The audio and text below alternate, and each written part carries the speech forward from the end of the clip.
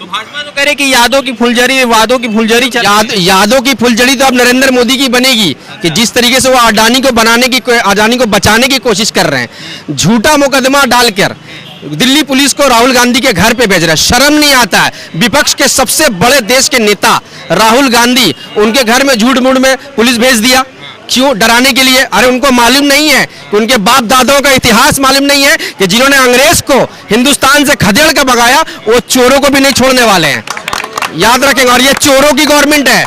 Government नकाब पहने हुई है अडानी का। अडानी के नाम पर घोटाले हो रहे हैं, अडानी के नाम पर देश को लूटे जा रहे हैं, टेररिस्ट का पैसा बाहर से देश में लाया जा रहा है। इसका नाम है नरेंद्र मोदी सरकार।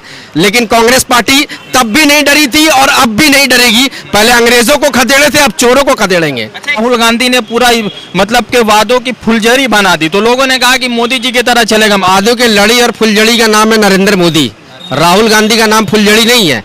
जिस तरीके से उन्होंने हिमाचल में सरकार आने के बाद कहा था कि पुरानी पेंशन को वापस लागू करेंगे, उन्होंने कर दिया।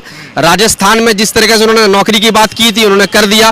500 रुपया पूरे देश में कहीं भी सिलेंडर नहीं मिल रहा, राजस्थान की कांग्रेस की सरकार दे रही है। राहुल गांधी जिस तरीके से जहां जो वादा किया, उन्होंने पूरा करने का काम किया। गांधी जुमलेबाजी नहीं करते हैं।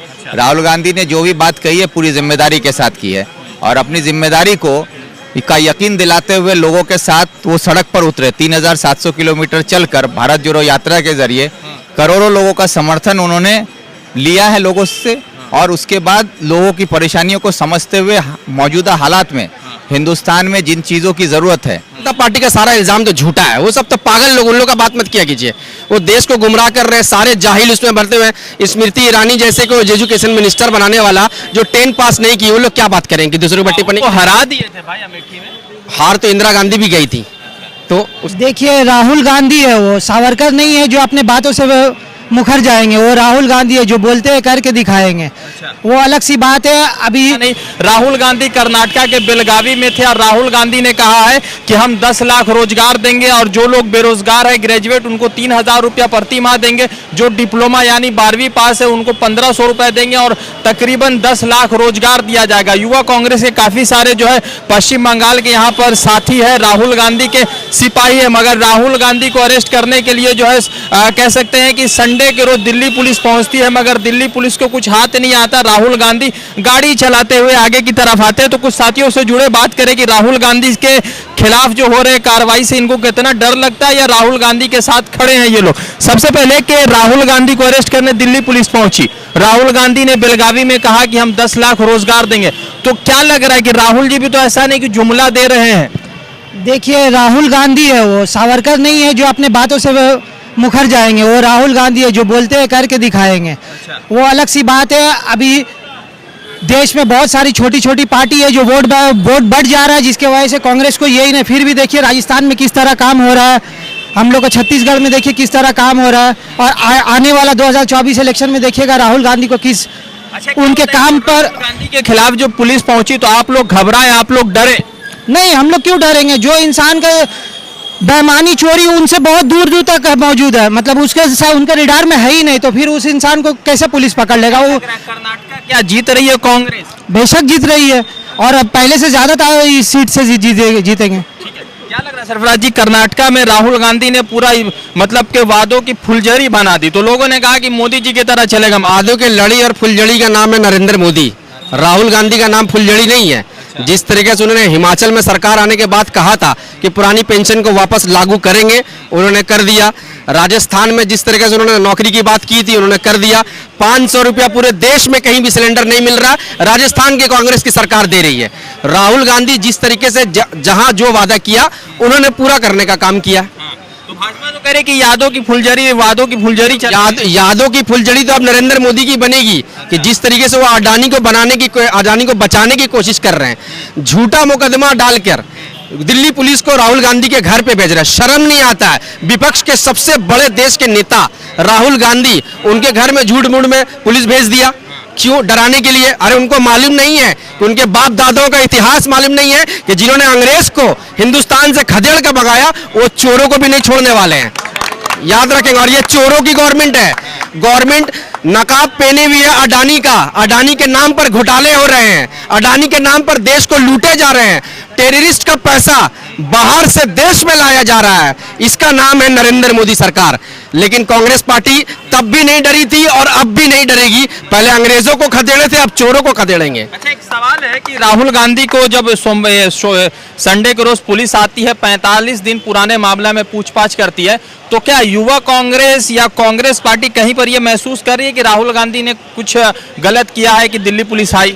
देखिए, राहुल गांधी तो स्पष्ट कश्मीर में कहा था कि जब मैं पैदल चल रहा था, आप भी उसको कवरेज कर रहे थे कंटिन्यूअसली, मैं देख रहा था आपके मीडिया के माध्यम से, कि जब मैं पैदल चल रहा था बहुत सारी महिलाएं उनके पास आईं, गला लग के रोईं और अपने दिल का दर्द उन्हें कहा। और कितनी महिलाओं ने ये कहा कि मेरे साथ रेप हुआ है, मॉलेस्टेशन हुआ है, लेकिन आप ये बात पुलिस में मत बताइएगा। राहुल गांधी ने उनसे कहा क्या मैं पुलिस से बात करूं? तो महिलाओं ने साफ अपनी इज्जत को बचाने के लिए ये कहा कि आप पुलिस को मत बताइएगा। ये बात ये स्पष्ट तो पूरा मीडिया में उनका भाषण है राहुल गांधी का। लेकिन जब कर्नाटका में 2 दिन बाद राहुल गांधी का रैली होने वाला है, तो उसके घर पे पुलिस भेज के राहुल गांधी को डराने का काम किया जाता है। तो राहुल गांधी डरे वरे हैं? वो तो आज के भाषण से आपको पता चल गया होगा कितना राहुल गांधी डरे या कौन नरेंद्र मोदी डरा है। नरेंद्र मोदी ये सारा षड्यंत्र अडानी को बचाने की कोशिश में लग गए हैं। अच्छा, 10 लाख रोजगार कहां से देंगे कर्नाटका में? जैसे 500 रुपए का सिलेंडर दे रहे हैं राजस्थान में, उसी तरीके से 10 लाख रोजगार देंगे कर्नाटका में। कर्नाटका में तो 40% कमीशन की सरकार चल रही है। अगर नेता ही जनता का पैसा खा जाएंगे तो जनता को नौकरी कहां से देंगे? सारे चोर आज कर्नाटक में बैठ के कर्नाटक की सरकार चला रहे हैं। नलिनी कुमार कटील है, भाजपा के अध्यक्ष है कर्नाटका, उन्होंने कहा कि राहुल गांधी नामर्द है, बच्चे पैदा नहीं कर सकते। ये बात तो हमको साबित हो गया नरेंद्र मोदी जी से कि जिसका शादी हुआ, राहुल गांधी जी का तो शादी नहीं हुआ, लेकिन नरेंद्र मोदी जी का तो शादी हो गया। पत्नी को छोड़ के कौन भाग गए? नामर्द कौन है? ये पाटिल जी को तो उनसे जाके पूछना चाहिए कि जिनका शादी होने के बाद प्रधानमंत्री जी का एक बच्चा नहीं हुआ, उस पर सवाल उनको उठाना चाहिए। जिसका शादी नहीं हुआ उस पर सवाल उठा के क्या बेवकूफ वाला सवाल पूछ रही है?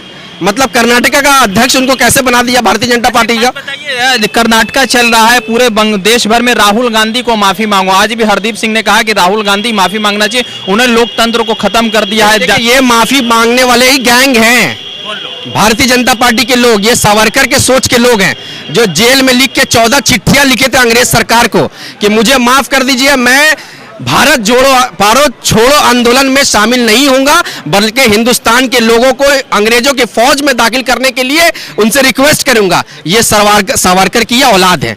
ये 24 में प्रधानमंत्री ममता बनर्जी जो यहाँ के मुख्यमंत्री, उन्होंने कहा कि राहुल गांधी को पीएम फेस बनाना समझिए बीजेपी को टीआरपी देना। मुर्शिदाबाद में बिल्कुल जिस तरीके से अभिषेक बनर्जी चोरी के घोटाले में फंसे हुए हैं, काऊ स्मगलिंग स्कैम में फंसे हुए हैं, एक एक नेता टीएमसी के जेल में जा रहे हैं, तो उनको बचाने के लिए भारतीय जनता पार्टी का साथ इनको देना होगा। जैसे 2019 में इन्होंने सबसे पहले आवाज उठाया था हिंदुस्तान में कि राहुल गांधी को प्रधानमंत्री नहीं मानेंगे, तो उसी तरीके से ये वापस से आ गई। आज बताइए कि अखिलेश यादव का बंगाल में क्या है? कुछ नहीं है। वैसे ही उत्तर प्रदेश में तृणमूल का कुछ नहीं है।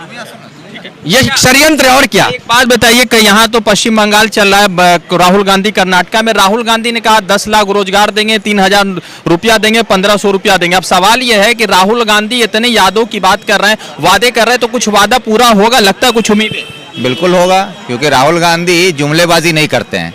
राहुल गांधी ने जो भी बात कही है पूरी जिम्मेदारी के साथ की है, और अपनी जिम्मेदारी को का यकीन दिलाते हुए लोगों के साथ वो सड़क पर उतरे। 3700 किलोमीटर चलकर भारत जोड़ो यात्रा के जरिए करोड़ों लोगों का समर्थन उन्होंने लिया है लोगों से, और उसके बाद लोगों की परेशानियों को समझते हुए मौजूदा हालात में हिंदुस्तान में जिन चीज़ों की ज़रूरत है, नौजवानों को रोज़गार चाहिए, बेकारों के हाथ में काम चाहिए, गरीबों को फसल का कीमत चाहिए, ये सारी परेशानियों को उन्होंने सुना है, समझा है। उसके बाद कोई भी दावा आज वो कर रहे हैं, तो उसके लिए उनके पास जो प्लानिंग है, अगर वहाँ तक वो पहुँचते हैं, भारत की जनता राहुल गांधी को समर्थन देके अगर दिल्ली के मसनद पर बैठाती है, तो ये काम वो करेंगे, ये यकीन भी हमें है। और इसका दावा जो वो कर रहे हैं, मसनद पर बैठने वाला बादशाह होता है, मगर प्रधानमंत्री तो सेवक होगा ना, तो मसनद पर क्यों? जैसे मोदी जी ने कहा ना कि हम काम करने वाले लोग हैं, हम चौकीदार हैं, तो चौकीदार बनकर आप चोर बन गए। हमने तो देखा कि चौकीदार का दावा करने वाला ही चोर बन गया।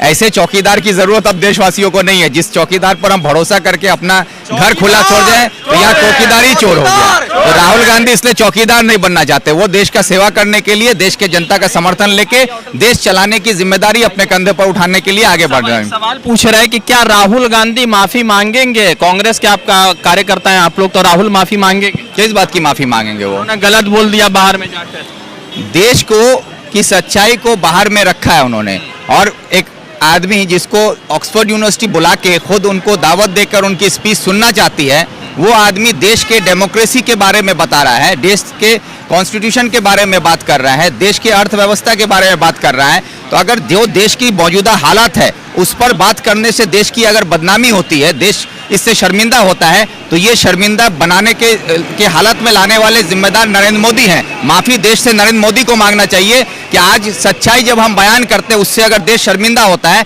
तो देश के प्रधानमंत्री के तौर पर यहाँ तक देश को लाकर खड़ा करने के लिए जिम्मेदार हैं। ममता बनर्जी तो अलग बात कर रही हैं आप लोगों से। ममता बनर्जी कह रही है कि राहुल गांधी को अगर पीएम फेस बनाया या विपक्ष के नेता बनाया तो टीआरपी भाजपा उठा लेंगे, क्योंकि राहुल जी कुछ और फल बोल देंगे। उनके कहने का मतलब ये था। ममता बनर्जी से ज्यादा जो आपने वर्ड इस्तेमाल किया ऑल बॉल, तो ऑल बॉल जो है ये सबसे ज्यादा भारत में अगर आज की दौर में कोई बोलता है तो ममता बनर्जी बोलती है। तो इसलिए मैं ये कहना चाहूंगा कि यही ममता बनर्जी है जो ये ब्रिगेड में कोलकाता में 23 पार्टियों को जोड़कर भारत का प्रधानमंत्री बनने का ख्वाब देख रही थी। आज नौबत यह है कि ममता बनर्जी के साथ एक भी रीजनल पार्टी उनके साथ खड़ी नहीं है। खुद ममता बनर्जी ने कुछ दिन पहले ऐलान किया है कि हम अकेले चुनाव लड़ेंगे।